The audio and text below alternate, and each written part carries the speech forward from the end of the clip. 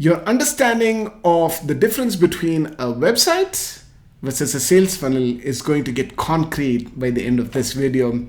Yesterday you learned from a theory perspective. Today I'm going to show you an example of a website and a sales funnel so that you can clearly distinguish the difference. Hi, my name is CM Manjunath and this is my 90-day video content challenge. Day number 2 it is. And let's dive in, okay? So here's an example. Let me reduce the screen size like so. Here's an example of a website. So this website, as you can see, is one of the very popular snacks related website in India. It's called delightfoods.com. One of my students is a content manager there. He's doing a terrific job. Here are the different links. As you can see, this is the logo. When you click on the logo, it's going to take you to the home page, and then there are links to the various pages within the website. If you scroll down on this page, you're going to see the banner and then some benefits. But more importantly, you get to see so many different products, okay? And probably when I came to this website, I wanted to buy some cookies. But I look at all of these and I'm like, wow, this is so good. I want to take a look at this one, okay? I'm gonna take a look at that one. I click on there and I'm gone to another page. Okay, nothing wrong with that. It's just that this the problem of the user getting distracted. Okay, whatever he or she wanted to buy, that is not met, right? They might even end up buying more, which is a good thing. But what if they don't buy anything? Remember, a confused mind does not buy. Okay, and with so many options, the person could get confused and leave the website.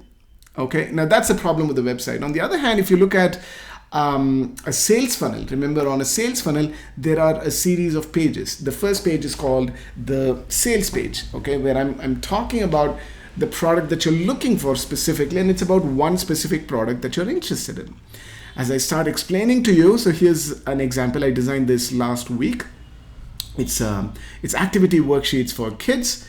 And they learn alphabets, numbers, and all of that. There's an image, and this is my video sales letter where I explain to you what the product is about. And then there is a button that says download your 6,000 worksheets right now, okay? If you look at this entire page, as you scroll down, you're going to get to know what the product offers, all its amazing benefits, what's the process, how to use it, and so on and so forth. And then when you click on a button, guess what? All of the pages are designed to do one thing, and to get that sale. Remember, I told you when you click on there, from the landing page now, the first page of my sales funnel, I'm taken to the second page. On this page is called a checkout, where you enter your contact details and your payment info, and boom. The third page is called the thank you page, where the sale happens. You see how this is very specific? So if I go to Instagram, for example, right? So this is a post from somebody that I follow, and then if I scroll down, the very next one is going to be an advertisement, right? It says sell while you sleep. Okay, it's a very relevant ad for me because I'm a digital marketer and I'm into sales and all that. When you click on this button, guess what it's going to do? Guessed it right, it's going to take us to a sales funnel. And look at this. This is an example of the landing page on a sales funnel. There is no logo, there's no navigation menu. It just says, hey, turn your knowledge into blah, blah, blah. Okay, and then it's got beautiful image of what I'm going to get, and it has got a button very similar to what we did right here. Remember, right? There's a button, there's a call to action button, we call it. So there it is. That's an example of another landing page. Okay. And if you notice, it speaks about anything but that specific product. In this case, it's buying the PLR templates, okay? They're selling PLR templates.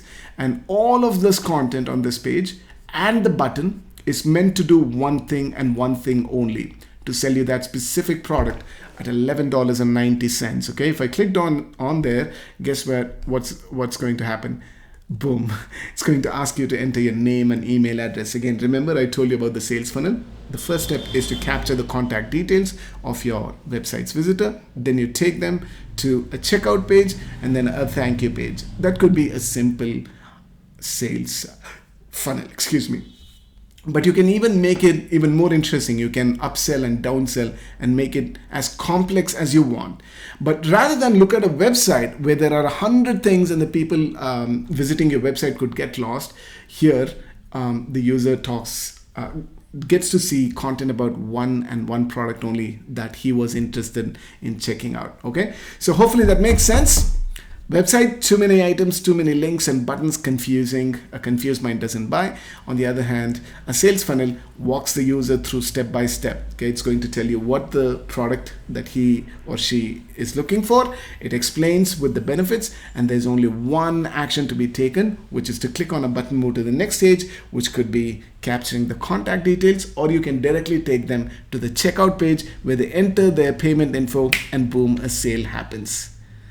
Take sales funnel any day against a website. That's my recommendation. This is CM Manjunath signing off. But before I do so, please subscribe to my YouTube channel and follow me along on Facebook and Instagram, because you're going to learn a lot about sales funnels, how to design them, and how to make money with your sales funnels.